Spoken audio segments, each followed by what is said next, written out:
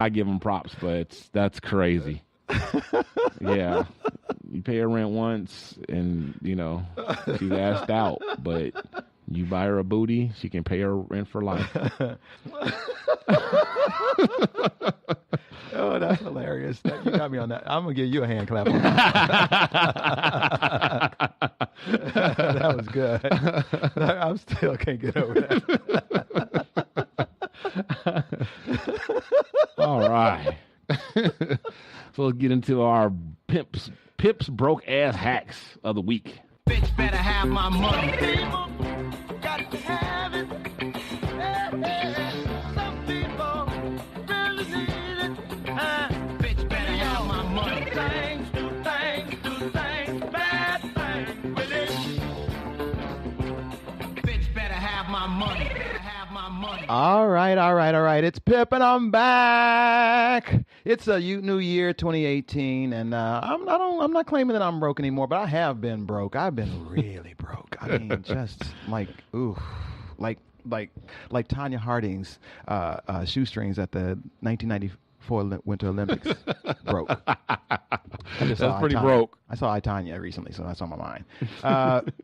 So this hack today is about found money. Now, it's important to work hard. Like, you got to earn your money. I come from a long line of hard workers. My granddad, he said it. He was not Jamaican, but he did have 3 jobs. He had 6 kids, though, so he needed those jobs. He was a really hard worker. My mother, hard worker. I'm a hard worker. I'm a hustler. All my friends are hustlers. Yeah. Dino is a hustler. Dino has a full-time job where he's the boss, has a family, has a podcast, 2 podcasts, runs all the productions for Red Rock Studios. I don't know anybody that doesn't work really hard. But everybody I know would rather find $20 on the street than work for an hour for $20. I just feel like that's the way it is. So we're going to talk about found money today. I just moved.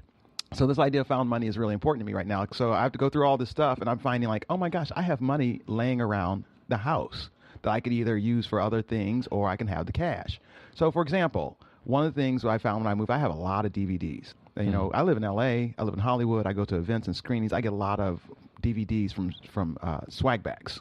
Mm-hmm. Or I've gotten them as gifts. Some of them are gags or whatever, but I have a lot of DVDs that are literally unopened that were sitting on my shelves for years. And I thought, okay, it's nice I got a DVD library, but I don't even have a DVD player. So I go to a resale shop in L.A. and Hollywood. I'm going to Amoeba Records, and I sold all that sucker. I got some good money out of all the DVDs and CDs that I had laying around. Okay. When I moved from Chicago, I got rid of my records, got a lot of money. So similar things. You can also do this for old electronics. If you got phones, you could trade those in for money. Don't just throw them away or something like that. Trade them in for money. This is also what I found. This is some found money because I just moved again. I had too many clothes. I have to downsize. So I was just going to donate everything. My friend said, "You want to donate everything?" It's go through your closet. You got some nice pieces in there. You got some suits and stuff like that. You can resell some of that stuff. Or you can go to a clothing exchange and get credit towards other clothing with your clothes that you have already. That's going to save you some money. Furniture. Old furniture. I have some furniture that was just I just kept it because what do you do with it, right? When the other space I had plenty of space. I just move it to the living room. It's cool, Well, now I don't have all that space, so I had to get rid of this old furniture. Sold on Craigslist. Found money. Plants. I have a lot of plants. I don't really have a place for my plants. I had a nice little garden and an outdoor space at my old place. I don't have it. I sold some of my plants on Craigslist. People came to my house, gave me cash money, and took the plants away. I didn't have to pay for shipping. Wow. Yeah. And then finally, something that you guys already know and probably already do, coins. I have encouraged you in the past to pay with cash whenever possible so you can control your spending. I still do that, people. I don't just tell you to do these things without doing them myself. I've been going out a few times lately. I always take cash. I don't play with credit card. I take out the money I want to spend that night.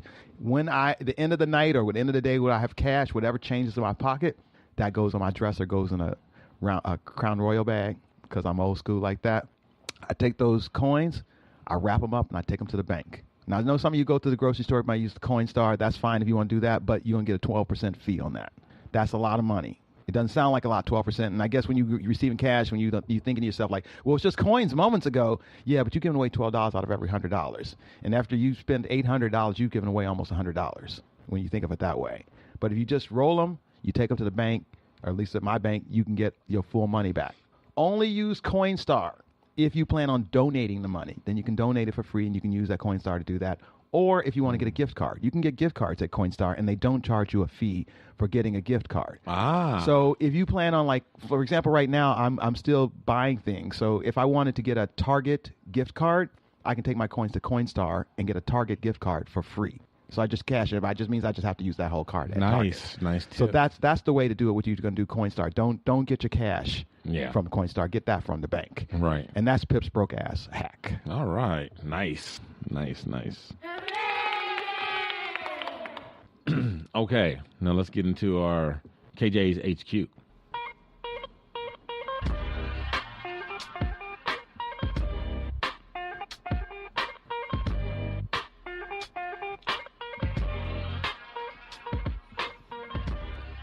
Okay, KJ's hypothetical question of the week is, do you think that people who have been incarcerated for committing crimes that are no longer illegal should be automatically be granted release? Good question. Isn't there a law about this already? I don't know. Is there? I don't know. I ain't no lawyer. I ain't no doctor. I ain't no lawyer. I don't know. Ask my mother. She'll tell you. I am no doctor. I am no lawyer. I think that they should be released. Absolutely. As we're changing and the marijuana laws in this country, one of the things I've been ranting about this whole time is a bunch of black and brown men that are in jail over minor things, over selling weed, and a bunch of white people about to get super rich over it. I mean, if it's no longer illegal, how bad could it have been in the first place? Right. That's what I feel. I feel like they probably should never have gotten to jail for it anyway. Right.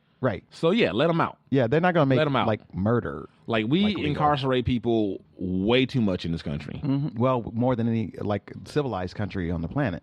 I think more. Yeah, I think we have any place beat. I think you're right. I think we incarcerate more than any place else on the earth. Well, I know that the jail in Los Angeles County has about 16,000, almost 17,000 people in it on a daily basis. That's more than some towns. And I don't even understand how for-profit prisons exist. Oh, that's crazy. To me, that boggles my mind. Like, how does how does that happen? How does no one be like, yeah, that's kind of a conflict of interest. Like, you don't want to incentivize locking people up. Right.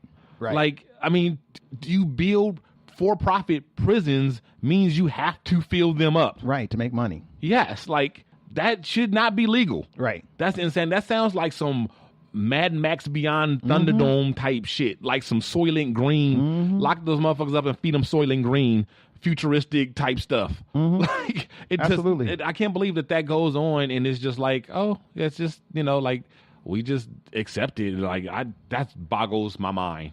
I could understand having professional consultants who come into the prison who know about professional systems, but not that the systems themselves are for profit and are all about turning a profit and about making this a viable venture. Yeah. And again, it means that you have to fill it with people, whether or not it's incentivizing putting people in prison. Yes. Like, an empty prison means they're losing money. Right.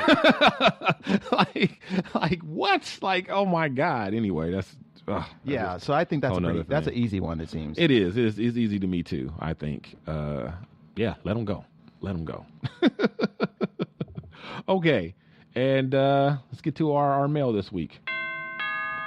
Oh, yes, wait a minute, Mr. Postman. Wait, hey, Mr. Postman. Pip, you take the first one, I'll take the next one. All right. Dino is the man. On one hand, I am upset that it took me so long to find this show, but at least there are over 140 shows in the bank that I can binge on. Dino is the man. Keep on keeping it real, brother, by Clark Lewis via iTunes. Thank you, Clark Lewis. Hey, now. Thank you, sir. iTunes. You like that. Awesome. Okay. I really like the show, but I got to know, if Pip is gay, what is up with him and the girl? She's always on his jock. You know what they job? Who else is she? He talking about me? That's my baby girl. I'm just glad that somebody else sees what I've been seeing and saying what I've been saying. That's Lopez Lee, by the way, via iTunes. Was that who? Oh, yeah, Lopez Lee. Lopez Lee. Well, thanks for the iTunes. comment, Lopez. You know, I am super gay, and that's probably one of the reasons why she likes me, because she know I ain't gonna Harvey Weinstein her none. and we get along real great. Is that it? That's part of it. It's really funny. We talked about this briefly on the show before. Like Daejong, our first time meeting was the first show we did, and it was an instant love affair. Yeah. So sometimes it just works out that way, and I'm really grateful about it. I ain't mad at it. I'm just gonna run with it. That's right. Okay, so that's about it. Brings us to a close. No Daejong today, but we held it down for her. Yeah, we had fun too. You know, and before I go, I want to say I want to give a shout out to. There's a podcast called The Difference Between Us. Mm-hmm. Now that's, you guys know, we're always talking about Jason and Mindy from the Evening Radio podcast. Well, they're pretty prolific. They have, a couple other shows, and one of their other shows is called The Difference Between Us. And the co-host, besides Jason and Mindy, is Jason's sister Stephanie, and her fiance David, as Jason likes to call him. And it's a pretty good show. It's a really good show. You guys need to check it out. They're, like 7-8 episodes in now. And I have to agree, they had, when I say they, the Evening Radio podcast, Jason and Mindy had John Buchanan of the Brand X podcast on their show a couple weeks ago, maybe a week ago or something like that. Not too long ago. And he was talking about how that the difference between us is like all about Stephanie. Mm-hmm. No disrespect. I know Jason is the producer. I know Jason is doing all the behind the scenes heavy lifting, and well, actually, they don't really edit. They do everything live, whatever. But still, I know Jason is, the force behind it, the producer behind it. So not to discredit him or whatever, or the other co-hosts, because it's all about chemistry and all that. But Stephanie, what he was saying, Stephanie stands out. She steals the show, and I concur. Nothing wrong with that. Wholeheartedly. Like she's a natural. This is her first podcast, and these 8 or whatever are her first 8 podcasts ever. Mm-hmm.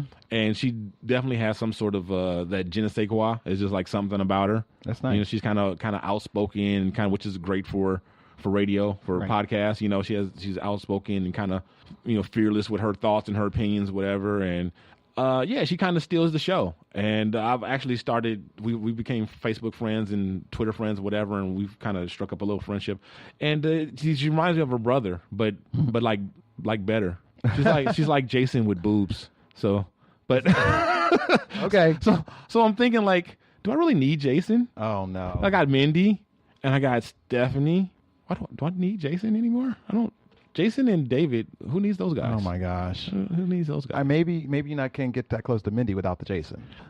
True. I mean, it's just platonic, right? That's true. It's just platonic, absolutely. But still, yeah, But he might feel some kind of way about it. He might. Yeah. Oh well. Get over it. Nah, just kidding, buddy. Just kidding, Jason. You surround yourself with great women. So what can I say? Anyway, give those guys a look-see, and that's about it. Remember to share our show. Remember to keep going to iTunes and Stitcher or wherever your directory of choice is, and give us ratings and reviews, and turn us on to your friends and loved ones. And we'll see you next week. So for Daejong Monique, for Pib Lily, I'm Dino Rez saying holla at your boy.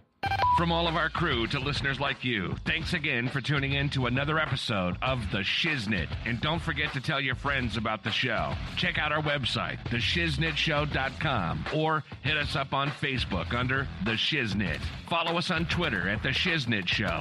Write to us at theshiznitshow@gmail.com, or leave us a voicemail and make it sexy at 424-261-4878. This has been The Shiznit. You're listening to the Red Rock Podcast.